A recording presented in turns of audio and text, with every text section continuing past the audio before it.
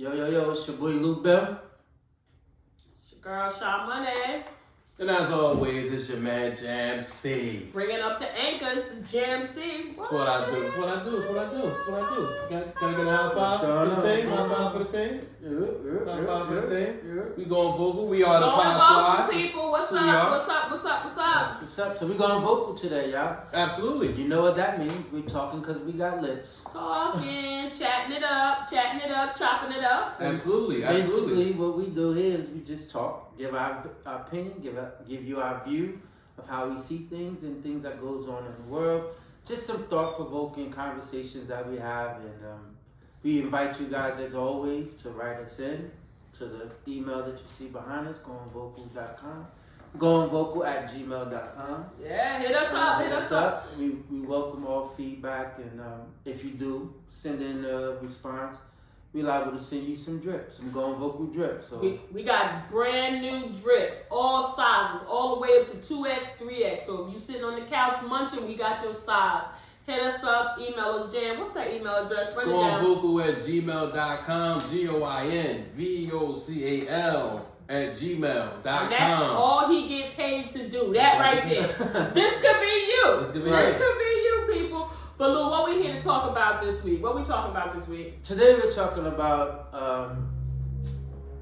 financial literacy, as well as would you co-sign for someone at this day and age? A toughie in this day and age. Very tough. And I know some of us tend to be a little biased when it comes to our kids.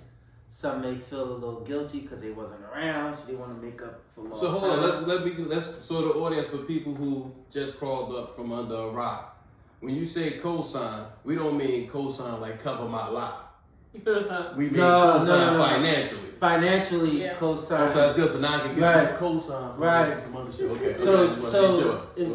So if someone of these kids are going to get a car, they need an apartment, they want to buy some a Louis bag and get it on Klarna or something like that, and they need your help. Would you co-sign for your kids, or not just your kids, family members, anybody. co-workers, your girlfriend, your boyfriend, That's tough. That is a tough ask. Tough. That's a tough ask. That's really a tough ask. I had now that we're talking about it, I had a coworker who asked me just this week to would I co-sign for an apartment for her, and I was like, co-sign for an apartment for you? I said, well, bitch, I must be moving in. That was her way of asking him on a date. Right. She want to get to know him a little better. A little bit better. If I put my name on the line, bitch, I'm moving in. That's my place. Like, I'm responsible just as well as you're responsible. Absolutely. And I don't know. I don't think. It was a hell of an ask. It was very ballsy. It was Very a hell ballsy. of an ask. Big balls. And then number two, I don't even know you like that to even be putting my name on anything that you would co-sign for yourself. Shit, I have a hard time co-signing for the shit I got that I need. I need to co-sign my own shit. Exactly. So Exactly. more or less co-sign for somebody else. So again, that's a tough ask. That's a really, really big ask for somebody to ask you to co-sign. What you think? I think when somebody comes to you to ask you for your support financially, it should not be an empty ask. And what I mean by that is they should come with a plan, right? Because just throwing a blanket ask out there, especially in these economic times, I think is a bit irresponsible. Things happen. I know I had credit issues for the majority of my adult life. So now I take that very, very seriously. So I think if someone is coming to you asking you to put your John Hancock on the line, they owe it to you to say, hey, this is how I'm going to repay it. Here's my plan to maintain payments. But coming to somebody, I know for me, it would probably be a no. I would rather take the risk on giving someone actual cash and running the risk and not getting it back, because that's a one and done. But with your credit, that has far-reaching impact. Yeah. You get a mark on your smear on your credit, you're talking about 7 to 10 years. Yes. Your bad credit lives longer than you. Yeah. Like, I don't want to take that risk having just repaired my credit some years ago. So I would rather give a person money if I could afford to, and just, if they don't pay me back, take the loss that way. And to piggyback off what you said, your credit do outlive you because your creditors is going. How many creditors that you know somebody passed away and the creditors are still calling? They do. They still looking for They the debt. Exactly. Because people who inherit your estate, they also inherit your debt. Mm-hmm. They take your assets as well as your liabilities. Spouses do too. In some cases. They do. In Spouses most do, cases. in some cases too. Shit, I'm trying to get my student loans over to Jan right now. Jan, you want to take on some of that? I don't want to. I didn't co-sign for that. I ain't I'm reaping trying the to get benefits of that education. I'm trying And to look, get if people say Congress, I'd be like, I'll take the fifth. No, I just think that that's a big ask. I think that there could be some alternative ways of providing that type of support to people. But Jan, what do you think? What's your perspective? How would you handle something like that? To piggyback, I agree with both what you guys just said. I think when people ask that, they don't really understand what credit is. And a lot of times people tend to think, okay, you have good credit. You could stand to lose a point or two. And they don't understand that everybody, the goal is if you're fortunate enough to get your credit score up to 830, that people don't understand how long it takes to get to that and how hard it is to maintain it. Yep. So and it's so easy for it to drop. Yeah, You know, and I think you have to tell people no, because it's your credit. Remember, it's your credit. It's not theirs, it's yours. And people come and ask you for things like, again, I would rather loan you the money because at least it's one and done. But I would rather loan you money because you can't get that off your credit, and I can't keep harping on you about why my credit is jacked up because I looked out for you. Because if I look out for you, then I got to be accountable. So I got to be willing to eat that. Right. And that's not something that I'm willing to do. I think both of you guys have been very liberal in the sense of just saying no. For me, it's a hell no. And I think that's It's fair, a right? hell no. Because I look at it like this. You need a co-signer. Obviously, you fucked your name up. Now you want to fuck my name up? Yeah. If you fucked your name up, you damn sure ain't gonna care about mine. You get Exactly. no second. Ain't no, my name ain't Jamil Second Chance Credit. Mm-hmm. Nah, you got to go to one of the credit agencies. I think I'm not completely I'm very close to, high 90th percent, 80th percentile with the no. I just know that some shit happened, right? So like there might be some things that I don't qualify for financially. While I might be able to pay the monthly payments on it, my current credit status may not give me the okay. So I know I can pay for this, but I'm not credit worthy in the eyes of the creditor, but I might be able to afford it. So if I had to, which I wouldn't ask anybody, if I had to go to a friend, like I have a friend, we've been friends for years. She got really good credit, and I'm pretty sure her shit's over 800, right? Because she has always been as studious about her credit. If I went to her in the rare case and said, listen, I need you to do this for me, I just feel like I need to come and give her some sort of something in her hand to hold in the event that, I forfeit payments or something. I need to give her something as collateral, so to speak, insurance. to hold that so she is not carrying the bag and toting the bag for me because I have defaulted on some payments. Now her quality of life is impacted. But when I think about specifically, Lou, you mentioned the adult children who are now becoming adults.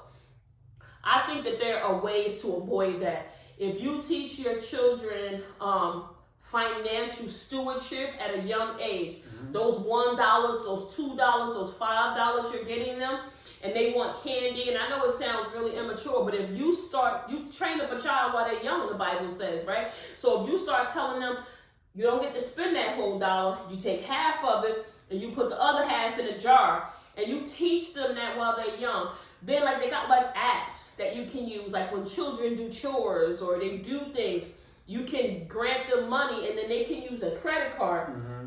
You can only spend what you have. Mm-hmm. Right there, that's exercising the muscle to tell them about how they spend it. It's one thing when they getting the money out of mom and dad's pocket, they don't really see how it's going. But once you have given them something and now they have the ability to exercise that on their own, and that card runs out, now they got that memory muscle to say, oh shit, I done spent all my money that I worked for. I got to do better next time. I think you can employ some of those things very early on.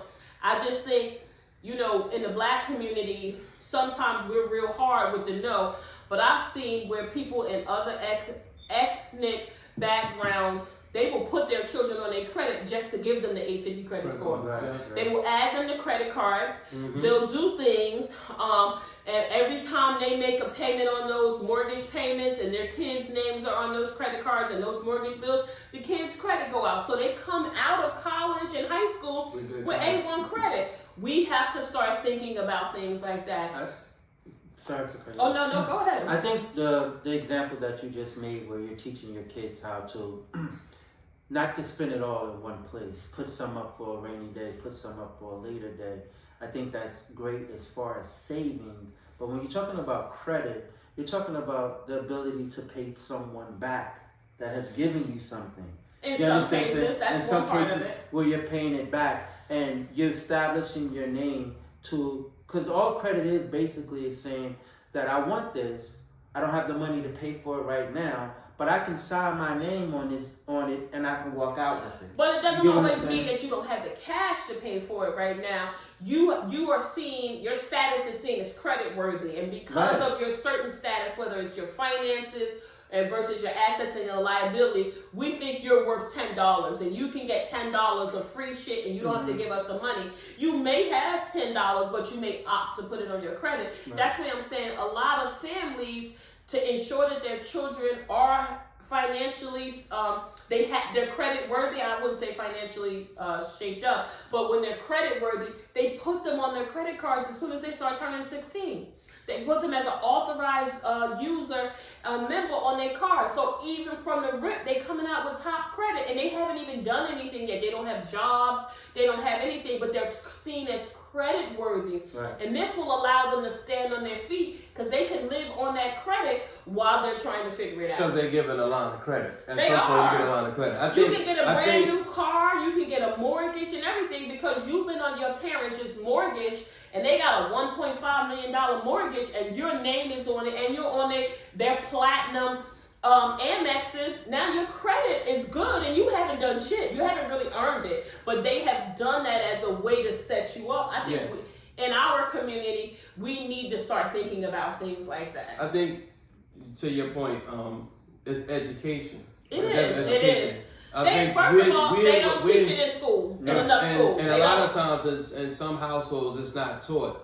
You know, so a lot of times, the parent is trying to tell the child you need to have good credit, and the parent has horrible credit in some cases, or they're learning. You say that. Yeah, so I and think then- they learn it from their mistakes, right? Yeah, but and I think sometimes you have to show too an example. So and I get it. We all learn. We mess up. We learn. We try to. But you can't be hard on your kid about it. You got to be more understanding. But you got to instill education, the educational side, because we don't know what real credit is. Yeah. You know, we may look at credit as, oh, I just want to be able to get this car, but my credit jacked up. Real credit.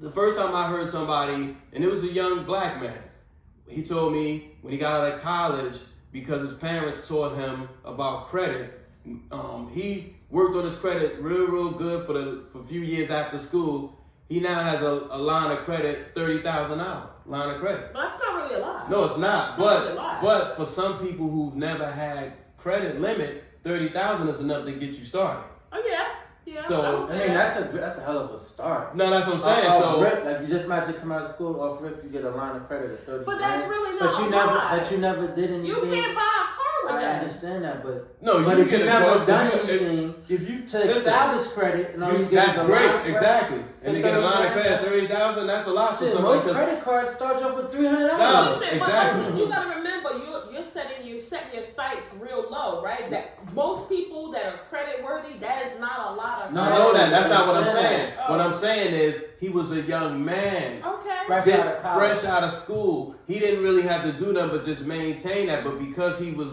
knowledgeable about credit, he had a credit. How many? I don't know adults that got $30,000 I credit. do. That's my no. I I don't. So what I'm saying now, I do because I have a parent.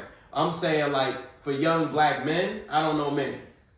I don't know many. I would argue that may not. And where I grew up at, I'm gonna just say you that. you So- thinking about the 70s and the 80s, like People were much more financially savvy than we were. I know than our parents were. Than our parents were. Than our parents were, than I was too. Like I gotta be honest. No one ever taught me about credit. I learned about credit by the when I ruined it. That's when I learned. Yeah, absolutely. That point. So when we talk about teaching our kids about credit, but how are we going to teach? We have to teach them by our mistakes. Because it wasn't taught in our house. I know it wasn't taught in my house. It wasn't taught in my house, and it wasn't something that was in the forefront.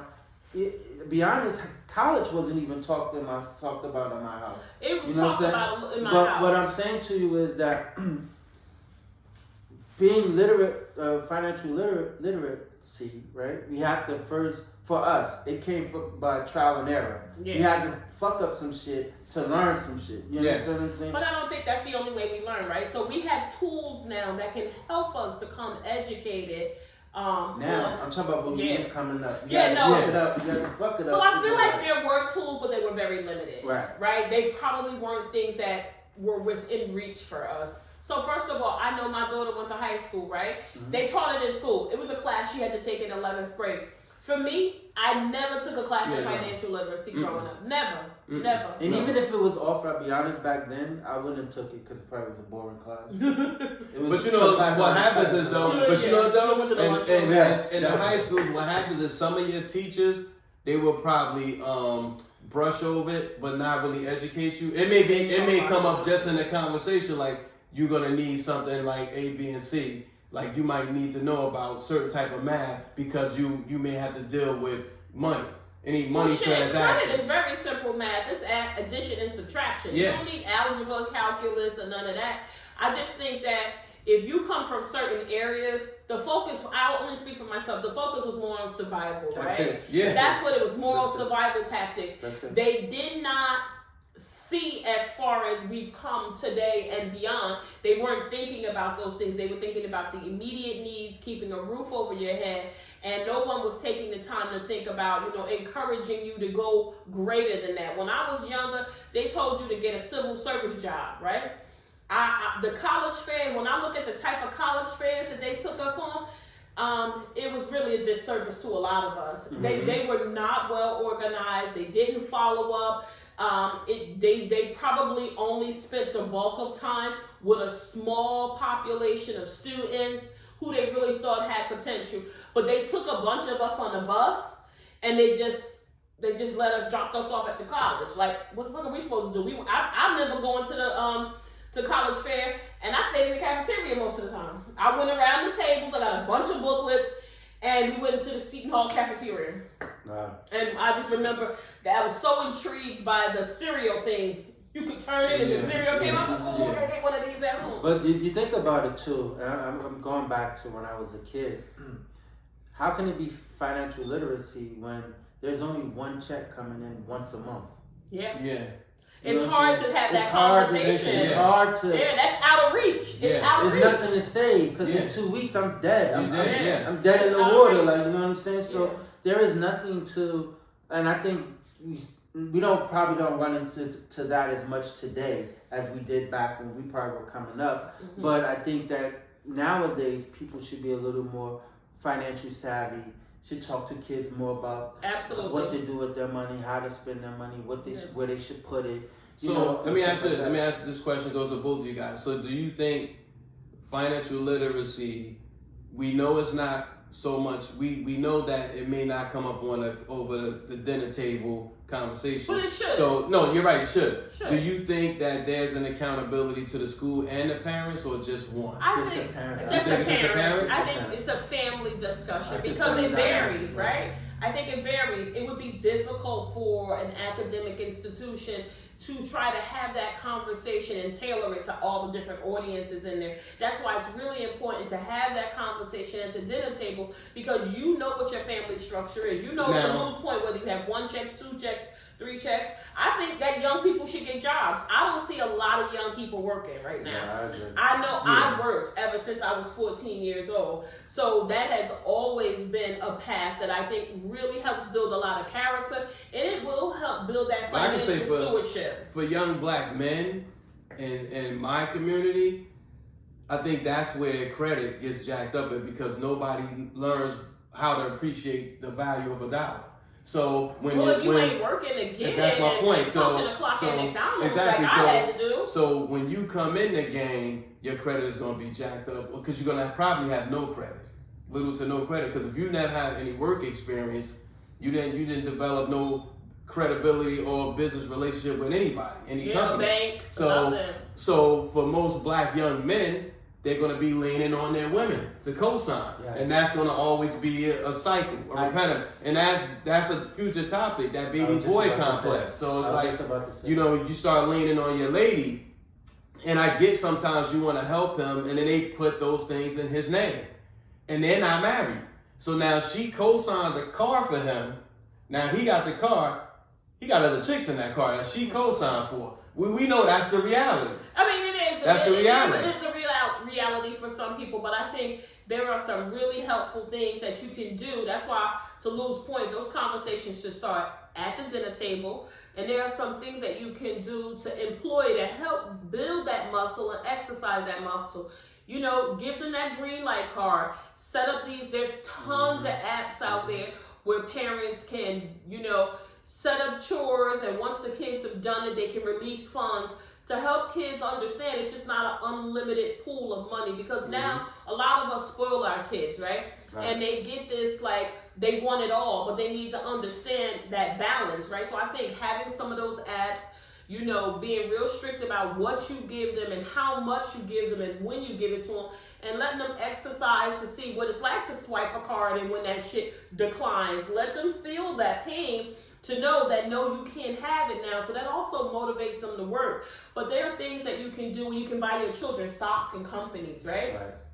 Help them get that stock. So you think if you get stock now, right, and some startup company, think if you would have bought your kid a couple shares, maybe even one share, like in a Microsoft or Google, they would be millionaires, and so would you, right?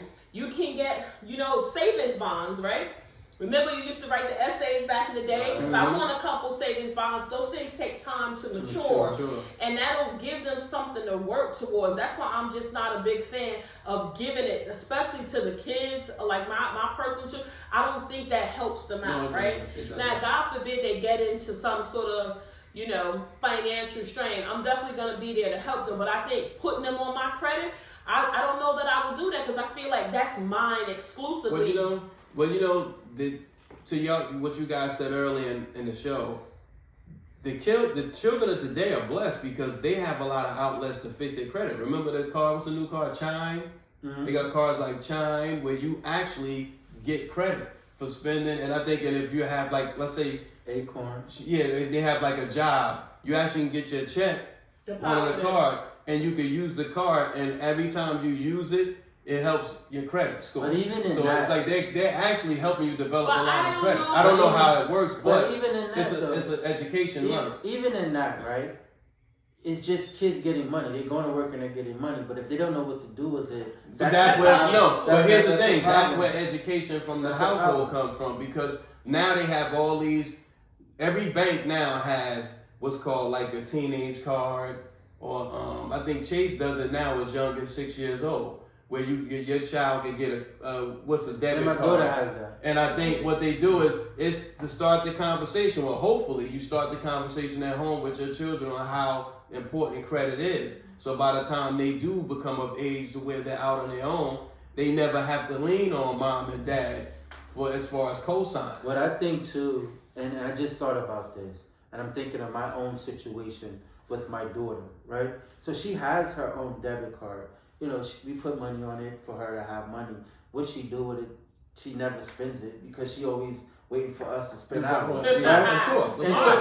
And so when we go out somewhere, and I did this to her one time. We went out, and I was like, you want to go to McDonald's? All right. Well, where your card at? Oh, I left it home. Well, why you leave it home?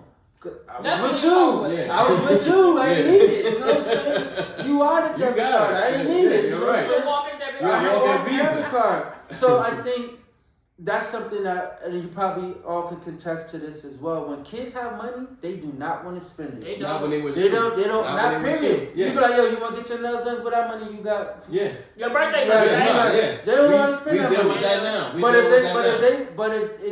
if they wanted to go to the corner store, well, in this rich neighborhood, ain't no corner store. But if they wanted to go to like a little store to buy something, they'll take that money and blow it. Yeah. But if it comes to something that they want, as far as say, you want to get your nails done, you pay for it. My daughter she says she don't even want to get her nails done, and she got to pay for it. I mean, and I think that's it. Like when they do things, you can incentivize them, right? And when they get their money, I think we have to start letting them spend their money. Let them see that piggy bank dwindling down, because that's already creating that narrative that it's not an unlimited pool of money. Like it runs out. If you continue to use it, it will run out. And how you replenish it is by doing work. Yeah, you have to right. do the work to replenish So it. yeah, that's how you build that cycle, So, and you encourage them to do there the, you like go. you said, do There the you work. Because if you want to fill it back up, you have to do things to fill it back up. Right. So I do think that there are things that we need to do. Well,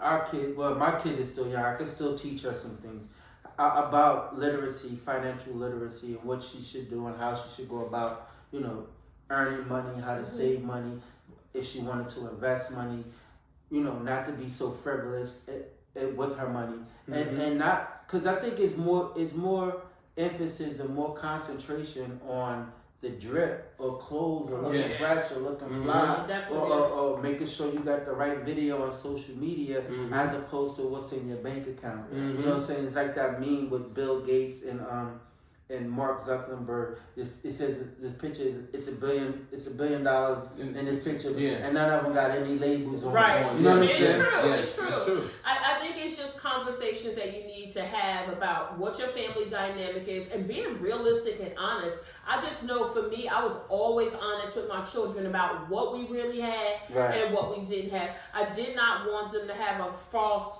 perspective on what was going on in the house, what I could do financially, and then I wanted them to know, what you see on TV is entertainment. That is not the real life for many people, many Americans, especially people who live in New Jersey where we live, where it is so expensive to live.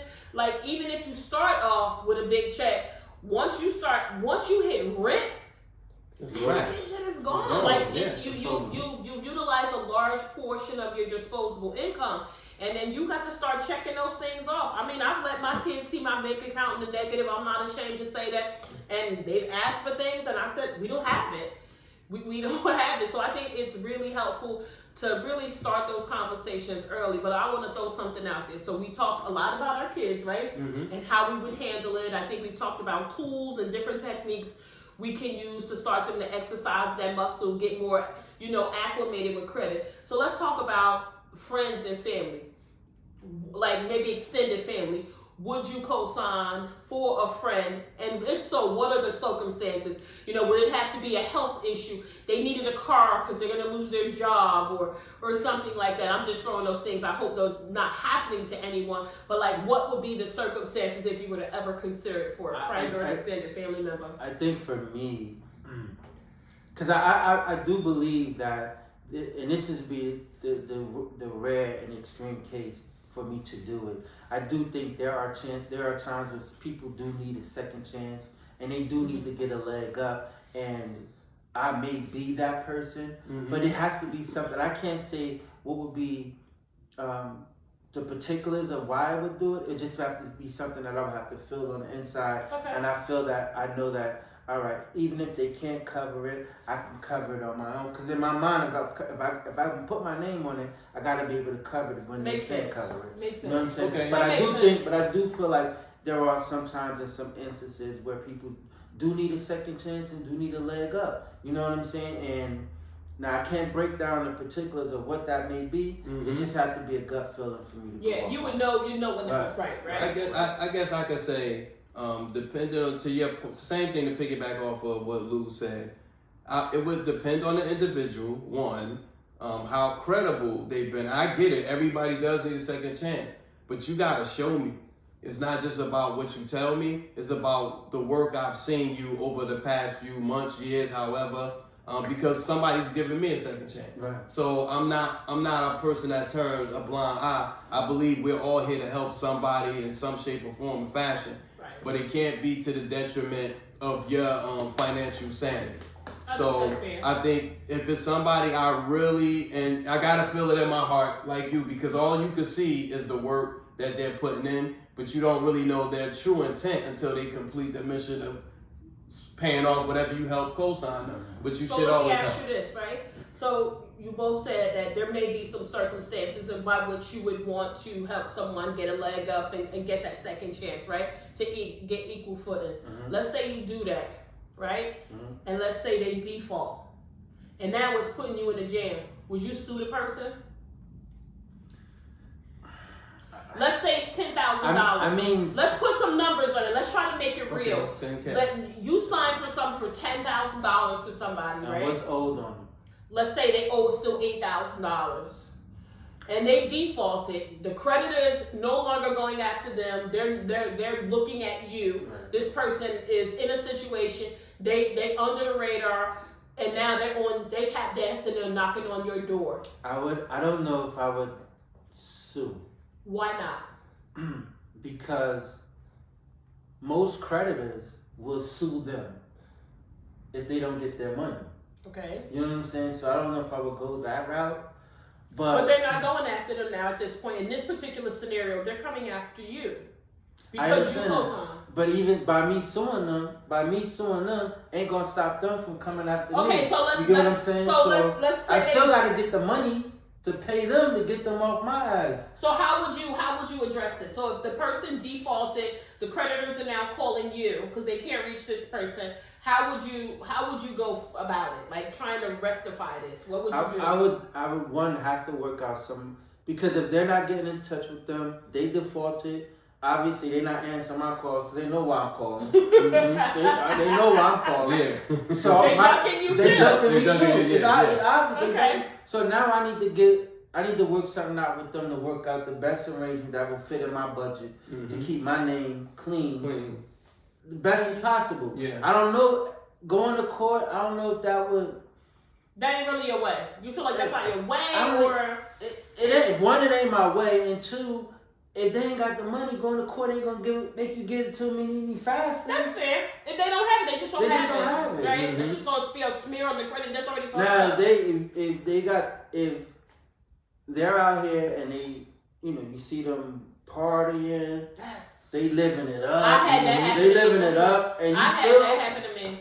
Well, Courts okay. ain't gonna do it. It's an ass kicking Yeah. at this point. You know what I'm saying? It's an Well, ass here's, kicking. I'm Gonna check where the fuck you I posted can- that. Oh yeah, I'm going Drop right the there. head, drop the location. I can- Oh, I they had can Carlos? I Hold up. can agree to disagree. Now, however, I would try to take him to court. I would. And the reason why is because even if nothing comes out of it, because I know I'm not going to get my money back. But at the same time, I have to see it through. I got to see it through because this was the conversation we had.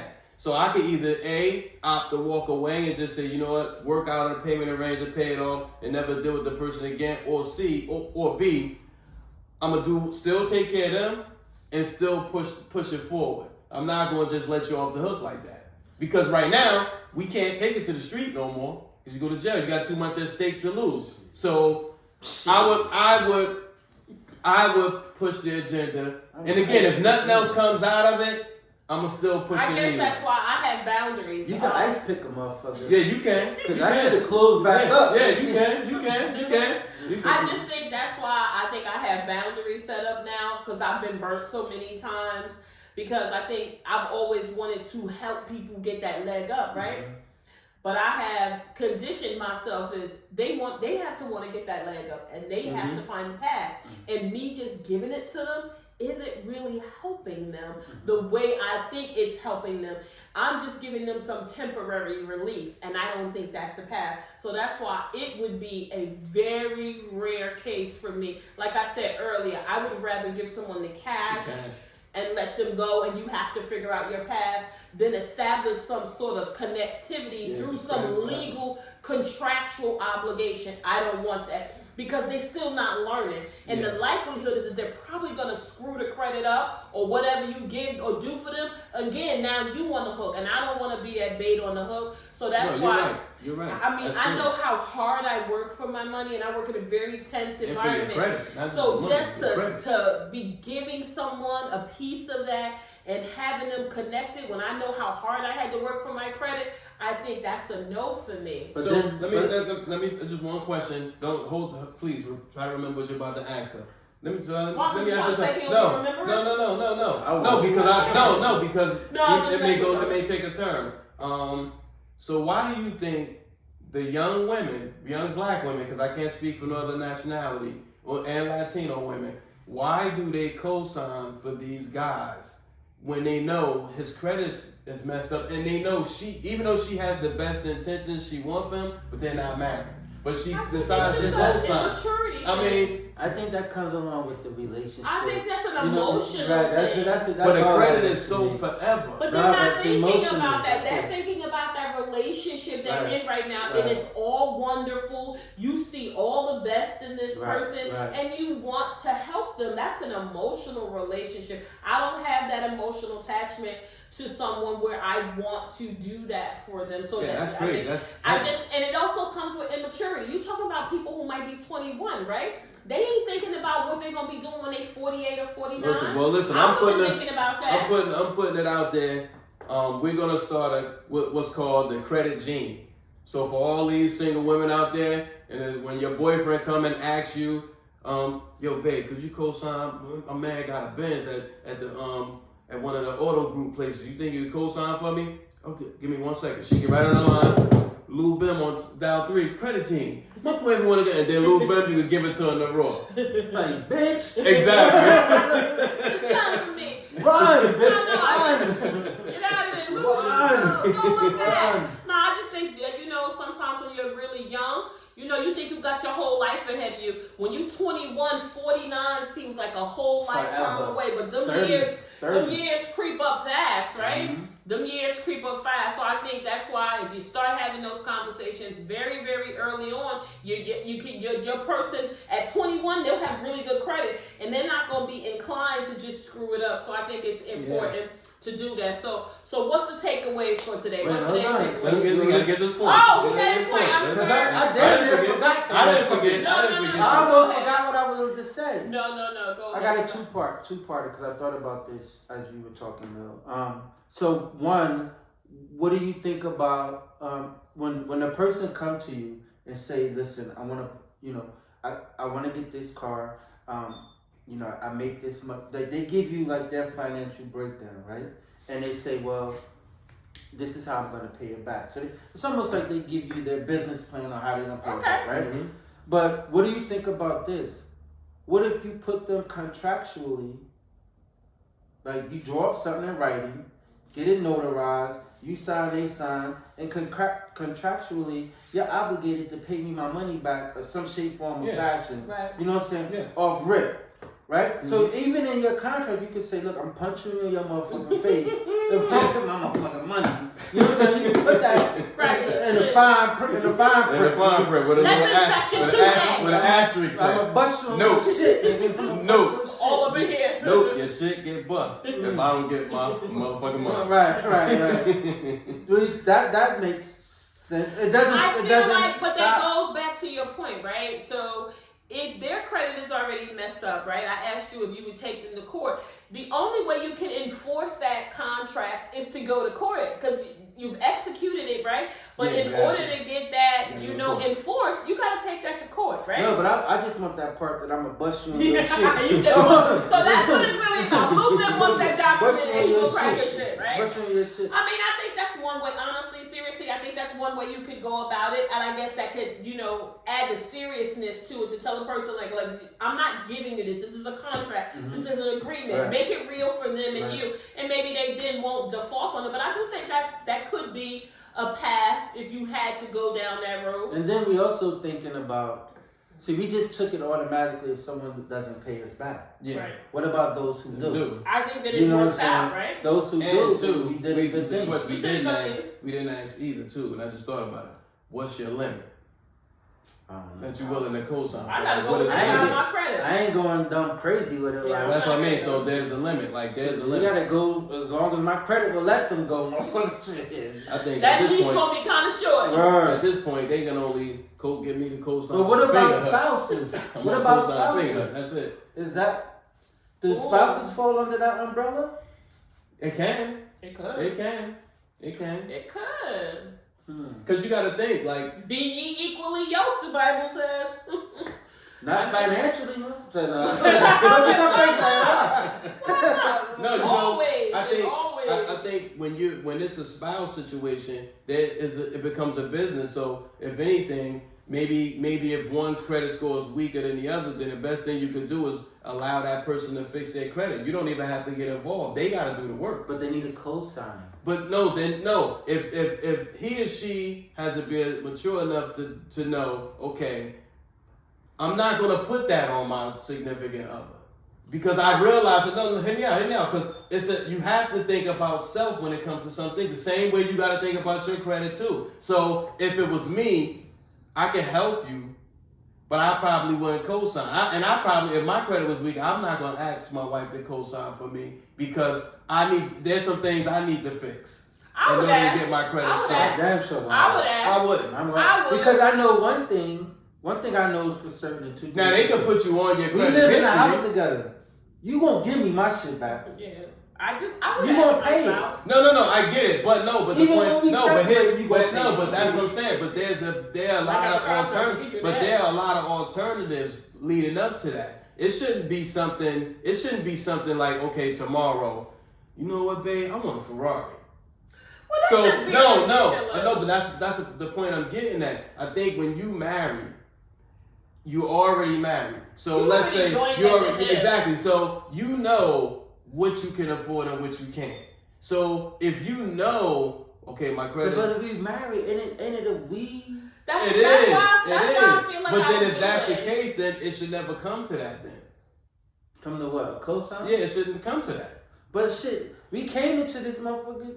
You was stronger, I'm weaker. I'm trying to Okay, get so you where now you why at. not? So now, I'm trying to okay, get you where so you why at. not in that marriage then? Okay, she could say, all right, well, or he could say, my credit stronger is more than yours. So I'll put you on. I can put you on one of my cards to help Yeah, boost your credit. that's reasonable. That's what I'm saying. So that's a way of working it, rather than he or she just say, hey, I saw that door right there. Well, no, they Co-sign could for the also, credit. while the other person is maybe taking a little bit of income out of the house that would normally pour into the house, they could take that to fix their credit, right? And the other spouse could That's the point I'm the saying. spouse That's could what be I'm saying. toeing the line and That's say, what I'm hey, saying. I'll take on these additional That's what I'm bills while saying. you fix It's their so many credit. different ways. Wait, that's There's why. many ways. That's what I said. I would do All it. I'm saying is, I would do would it for you my spouse. co-sign for I would do it for yourself? my spouse. I would do it for I myself. would Yeah. Obviously, if I'm married, then yeah. I would do it for You myself. sound a little shaky. No. I'm just saying overall because I think I guess I'm looking at it like because I see so many people, I say men for say, leaning on people. You know what I'm saying? And that's the thing that gets me like, don't lean on a person. Don't lean on nobody. You know, you should be doing what you're supposed to be doing. God brings it to you as long as you put in the work. There's always ways of figuring it out, but you just don't lean on a person. I got you. That's the thing. Don't lean on nobody. All right, so takeaways. What would be your top takeaway for teaching and making sure people don't have to be in situations, but we realize those situations happen? What would be your takeaway from today's conversation? Get financially literate. Learn about your finances. Be real about your finances. Understand that where you are now, you won't be in 6 months as long as you put in the work. Okay. What do you say, Lou? Well, I can tell you right now, don't borrow shit from Lucas. You get your ass kicked, okay? Because he ain't playing. First he ain't of making all, no choice. I ain't even got it to fucking get you. Okay, let's get that out the way. That's number one. So don't even look over this. Don't call Lou them. But I think when what I can give to someone, I don't know if this is a takeaway, but more so a add to is that just go over your numbers. Know what you come in, know what you got, know what you're dealing with, and stay within your means. Yeah. Mm-hmm. That's it. Don't go above that. you don't have to prove nothing to anybody but yourself. The only person you competing against is your motherfucking self. Mm-hmm. That's it. That's all I can tell them, motherfucker. Yeah, that's it. I ain't got fair. That's Louis tapped out. He's not doing it. I'm about to borrow some shit from these niggas. I got them dollars. I think for my takeaways, I think I would encourage families to be very transparent and open up that dialogue. I know my mother didn't talk about finance with us, right? That was something that was cloak and dagger. It was hidden in the back closet. She was doing her little numbers, and we never knew what it was, right? And I think that probably did a little bit of a disservice to us, but it was a different time. I think families really need to start having those very transparent conversations and finding tools and techniques to educate the kids, to help them understand how money works, right? And not just a credit piece of how does money work? What does that cycle look like? And I think if they have those conversations early on, make that a part of their life, by the time they become independent adults, they will never have to come back to the parents. Yeah. Why do you think our counterparts don't have these problems?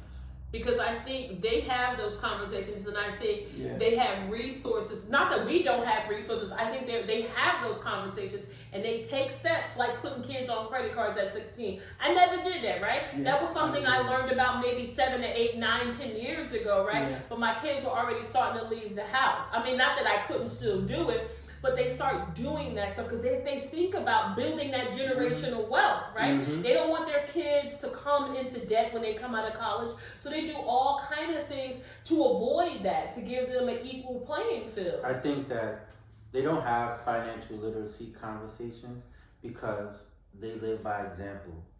I think they do have conversations about it. I think they do. I'll say this. I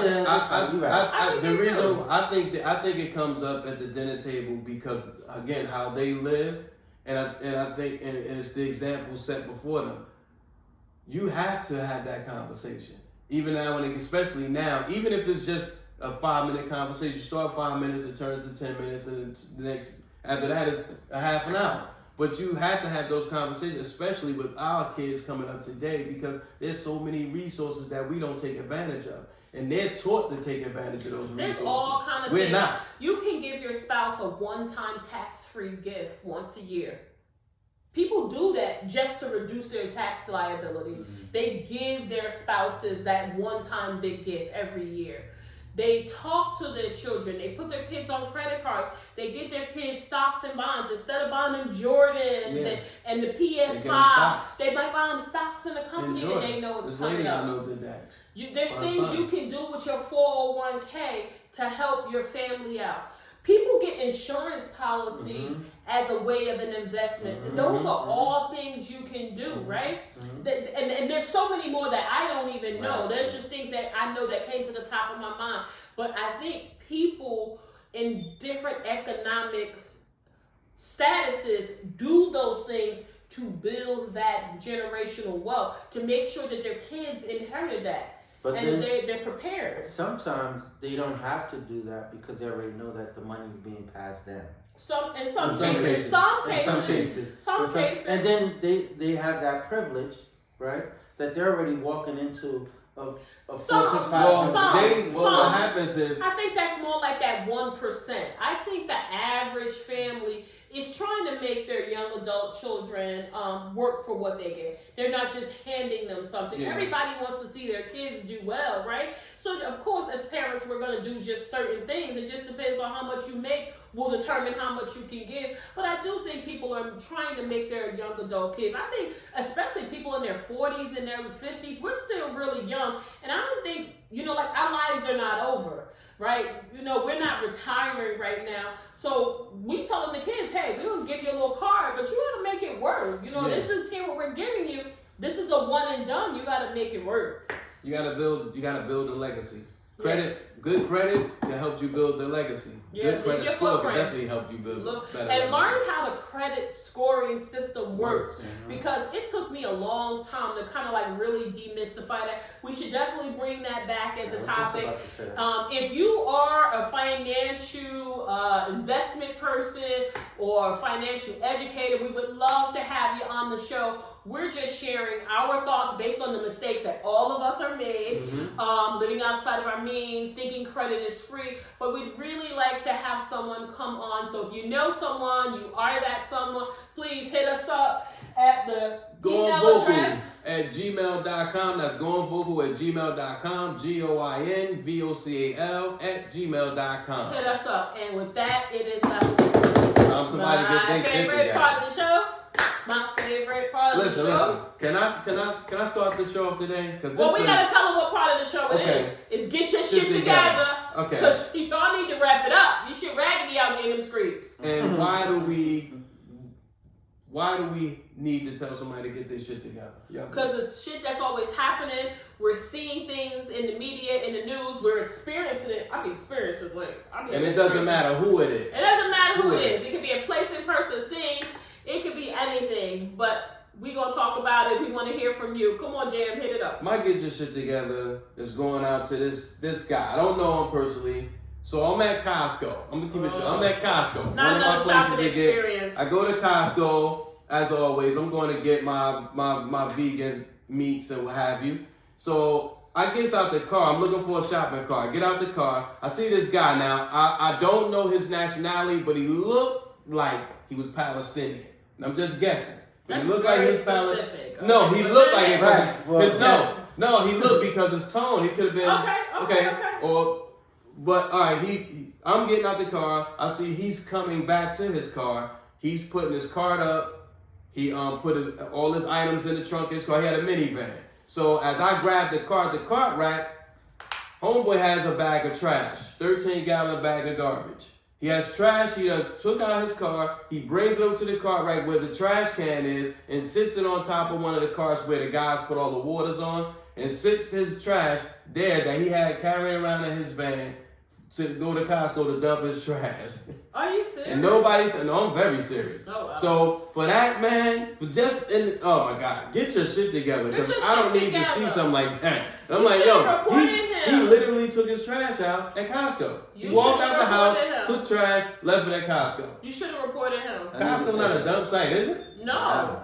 But he said Well, he ain't I- paying for that. I mean, I buy trash bags from Costco. I don't take the trash bag that I bought, fill it up, and take it back to Costco. He wasn't paying for that motherfucker. Yeah, a lot of people in the towns they live in, they probably weigh it, and that's how he reduces his weight, which also in Wow. turn reduces his income, how much he has to pay for that. So my get your shit together. This was actually a story that I did not hear about back in 2014, or if I did hear about it, unfortunately, so many of these scenarios have come up where cops are killing young black men, women, and at a just disparate rate, despite what Candace Owens and other uninformed people are out there saying that it's not true. It is fucking true. All you have to do is use your search engine. It is true, right? I'm specifically calling her out because she just gripes my ass, right? But anyway, in 2014, there was a young man that was killed. His name was Laquan McDonald. Rest in peace to him. But this happened in Chicago. The police officer, whose name I'm not going to give any energy to, was convicted in 2019, and he was sentenced to 7 years in prison. And I just think that is a very light sentence because had the reverse happened and Laquan had killed a police officer or anyone else, he would have been given a much stiffer sentence. So we definitely see there's a disparate gap in the justice system there. But anyway, that police officer was sentenced in 2019 to serve 7 years, and he was released in 2022 for good behavior. So he served about 3 years approximately for taking this young man's life. So I say to the Chicago Board of Paroles and any other judicial system and administrative team that was involved in that, y'all need to get y'all shit together. That was really a miscarriage of justice, and I hope the McDonald family finds some peace and comfort. I know they probably are very not happy with those outcomes, but I just say to Chicago, your system, your democratic system is failing the people if you're letting people out for serving 3 years for taking someone's life. But I'll punt over to you, Lou. Well, my Get Your Shit Together goes out to the rapper Game. Okay. He just recently. Be careful. No. He just recently did a podcast on Drink Champs. Mm-hmm. And so Drink Champs is one of my favorites. My favorite. I love it. I love Drink Champs. So, they asked the guests, what is it that you want to drink particularly? We'll get it for you. So. Is that how that works? Yeah. They have it all. Oh, I just always see the liquor, so I just thought they just have a ton of stuff, plus they're sponsors. Right. They So get most it. people just drink what's sponsored. Yeah. But then some people can get what you want. Okay. Here at the Going Vocal Podcast, this is what we got. We're looking for sponsors, so shout us out. We will put your brand up. Yes. Hit us up. But no, go ahead, Lou. So his drink of choice was the Azul tequila. I seen it before. Yeah. Azul tequila. Yeah. So that was his drink of choice. So as the show goes on, he kept saying how he was gonna drink this whole bottle. Yeah. Yo, he drunk this whole bottle non-stop. I mean, Just straight. Oh wow. I mean, he put it to his mouth and drank it like I drink this It's a water little bottle. unsanitary, but okay. Drink it, but he was the only one drinking it. Oh, okay, all right. And he opened it and killed the bottle. He drank the whole thing. And one, like it bruh, was that water. wasn't his. Wait, what? Like it was water. well, he drank it He like, drank it like water. like you open this bottle Oh, wow. and don't take it down till it's done. What hospital is he in? He's not in the hospital, but my Get Your Shit Together is him. What are you going through to drink that tequila like that? What? That's not enjoyable. That's not how you're supposed to drink. Drinking is That a was social scary. thing. Watching it was scary. Yeah, Oh, That's I gotta it. go. So like this guy's about to pass out. He's gonna pass out. They couldn't believe if he had 3 of those bottles. Yeah. But he told them, I'm going to drink the whole thing. I'm going to watch. Yeah, I'm gonna He drink said, it. he said, I'm going to drink the whole thing. And they kept saying, no, you don't have to do that. That's a liability. You gotta prove nothing to Nori us. was looking at him like, He's like, no, I'm a drink. He's like, I'm a drink champ. He kept saying that. Oh, And he wow. opens up this bottle. Not one of the little It bottles. was. I gotta. And from start to finish, when it was over, he turned the bottle upside down. So, gang, whatever it is that you're going through, reach out to somebody. You need to talk to somebody. You need Holla to at help. your boy, man. Holla at some We goddamn can brother talk. because, boy, that was dangerous. Yeah, That was dangerous. We worry about your safety, big bro. Yeah, Definitely. we worried about the game. Definitely. You know, we ain't talking shit about you. Nah, I'm a fan. I'm a fan. We know how you ride. We know how you ride. We know how you ride. I don't want to be involved in no 187s, no who rides, and none of that. Peace out and all that. But please be careful. Just get your shit together. Shout out to Out of concern. all our West Coast friends and family. Yes. too. Just get your shit together. It's all about concern. Love and Yeah, concern. it's all of a concern. But can I just give a shout out? Please. So, I had a shopping experience that was like no other this past weekend, right? Nice. And I just want to give a shout out to my lady barber at Bloomingdale's. I really I want to say love, but I don't want to be too loose with it. I really like our engagement. I've been dealing with Barbara from years, from when she started at Saks. And now she's at my favorite store, Bloomingdale's. And I just love seeing you, Barbara. Thanks for taking care of me, Barbara. I'm going to make sure that you start following the show. If you guys need bond number 9, please go see my lady, Barbara. Tell her Shalene sent you. So, Barbara, thank you so much. Yeah, she knows me as Shalene, so I have to get my real name. So, shout out to everybody. So, listen, we've been getting tons of feedback. Yes. Please subscribe. Share it with your work friends. We need you to share it. We need you to subscribe. You guys have been sending us amazing feedback. Thank you. We God bless. appreciate it. We appreciate it. The numbers are going up, but we're not where we want to be, so we need your help. Please, if you can get us 10 subscribers and you can send us a list of people who subscribe, we will be sending you Going Vocal swag.